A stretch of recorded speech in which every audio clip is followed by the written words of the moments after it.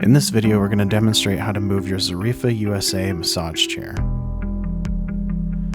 Before moving the chair, make sure it's in the upright position, then power it down and remove the AC power cable and, if applicable, the remote. Grab the chair frame firmly to tip it back on its rear wheels.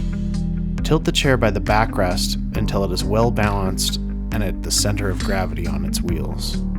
Push the chair forward or backwards at this point to its desired location. Then set the chair down slowly and carefully.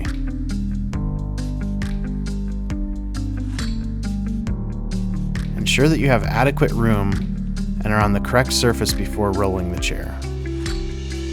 Do not move the chair on wood flooring that may be easily damaged, rough ground, or in narrow spaces. When you can't roll the massage chair, it will need to be carefully lifted. Due to the weight, 2 people are required to lift the massage chair. Removing the footrest will also help make the chair lighter in weight prior to moving.